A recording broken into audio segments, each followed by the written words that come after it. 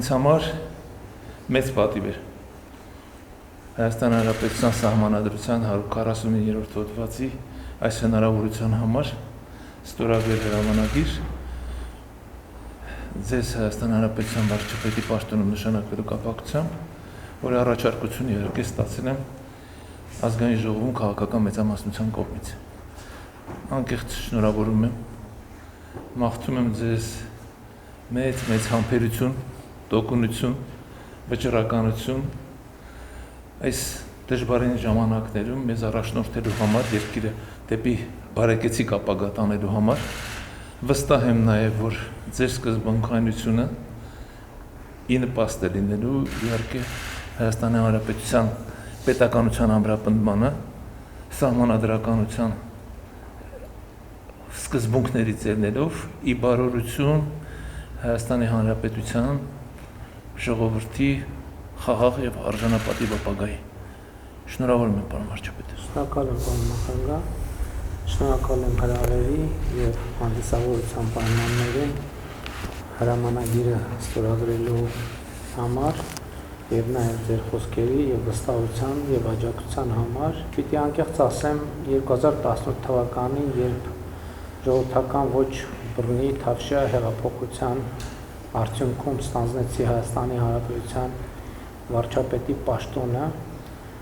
դժվար կլիներ կանխատեսել, որ մենք անցնելու ենք այսպիսի ճանապարհով եւ կարծում եմ, որ դժվար կլիներ կանխատեսել, որ մենք ի վիճակի ենք լինելու այս ճանապարհը հաղթահարել,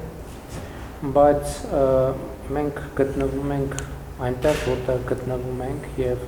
կարծում եմ, որ այս ամենում առանցքային դերն ու նշանակությունը միանշանակ եւ աներկվա Հայաստանի Հանրապետության ժողովրդինն է, ով ի վերջո պետական գիտակցության եւ պետականակենտրոնության առանձնահատուկ արտահայտությունների ցույց տվեց այս ողջ ընթացքում։ Եվ իհարկե սա մեծ պարտավորություն է եւ պարտավորվածություն է, իհարկե առաջիկայում կձևավորվի կառավարությունը եւ կառավարության բոլոր անդամները ներառյալ ես երթման տեքստով արդեն կամրագրենք մեր պարտավորությունները մեր ժողովրդի առաջ։ Ուզում եմ նաեւ ձեզ շնորհակալություն հայտնել այսօր ազգային ժողովի համբյոնից ունեցած ուղերձի համար, շատ կարեւոր ուղերձներ հղեցիք, ինչին ուշադիր հետևում էի եւ հույս ունեմ, որ 9-րդ գումարման ազգային ժողովը ի վերջո կդառնա այնպիսի հարթակ, որը քաղաքական գաղափարների, մտքերի, տեսլականների եւ ոչ թե անձանց բախման միջավայր կլինի, որովհետեւ եւ այսօր էլ տեսա, որ ազգային ժողովի նախագահի տեխնացուն քաղաքացիական պայմանագիր կուսակցության կողմից առաջադրված պարոն Ռուբինյանը այդ նույն ուղերձը հղեց, որ ցուցաբերելով քաղաքացիական պայմանագիր կուսակցության խմբակցության պատրաստակամությունը խորհրդանում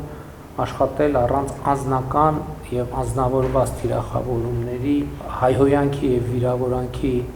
տրամաբանությունից դուրս, իհարկե բանավեճերը պետքա եւ կլինեն սուր, բայց շատ կարեւոր է թե սրությունը ինչի մասին է։ Սրությունը քաղաքական, տնտեսական, սոցիալ-տնտեսական բովանդակության մասին պետք է լինի եւ ոչ թե փոխադարձ թիրախավորումների։ Ամեն դեպս մենք ձեր ուղերձը լսել ենք եւ մենք այդ ուղերձով ենք առաջնորդվելու։ Հույս ունեմ կհաջողվի չշեղվել այս ուղուց, որովհետեւ դա միակողմանի չէ այդ գործընթացը եւ եթե ընդդիմությունը այս տրամաբանությունը նույնպես ընդունելի համար, կարծում եմ շատ ավելի որակյալ աշխատանք կունենանք։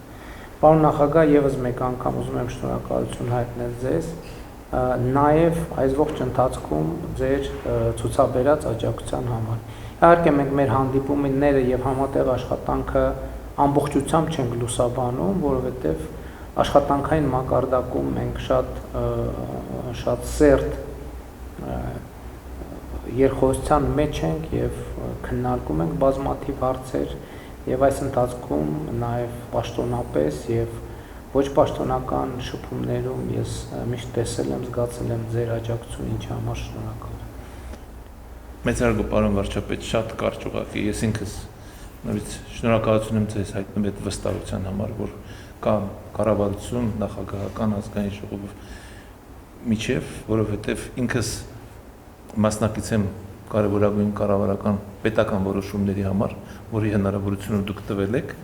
ըստ էության սահմանադրությունում այդ հնարավորությունները շատ պայմանական են։ Եվ այդ վստահությունն է ինձ նաև համոզում, որ իրականում այն քաղաքականությունը, որ վարում եք դուք, որպես կառավարություն ղեկավար, որպես քաղաքական ուժի ղեկավար մեծամասնության, դրանք ի նպաստ են լինելու Հայաստանի Հանրապետության ամրապնդմանը, դրանք ի նպաստ են լինելու Հայաստանի ինքնիշխանության ամրապնդմանը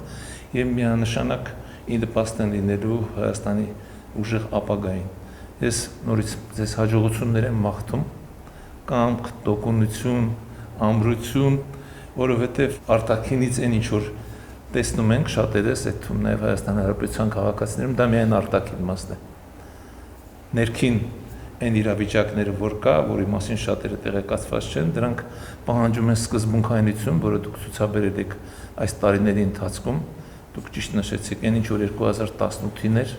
մենք չենք կարող պատկերացնել, թե այսպիսի զարգացումներ են տեղի ունենալու, ոչ միայն մեր տարածաշրջանում, այլ ընդհանրապես աշխարհում էր։ Եվ մենք պետք է կարողանանք, ինչպես դուք եք ասում, միշտ շեշտում եք, որ ամենակարևորը կառավարելի դարձնենք այն process-ները, որ տեղի են ունենում, եւ մի փոքրիկ դիտարկում ընդհանրապես քաղաքական միջավայրի հետ կապված։ Այն, որ մեր Հայաստանի Հանրապետության քաղաքացիներին տրված է հնարավորությունը սահմանադրությամբ ընտրել իշխանություն, սա դարձել է իրականություն։ Սա մեզ համար միշտ եղել է երազանք։ Մեր ժողովուրդը տարիներ շարունակ իր ընտրությունը կատարել է, բայց ցավոք սրտի իշխանությունը իր ձեռքից վերցրել է։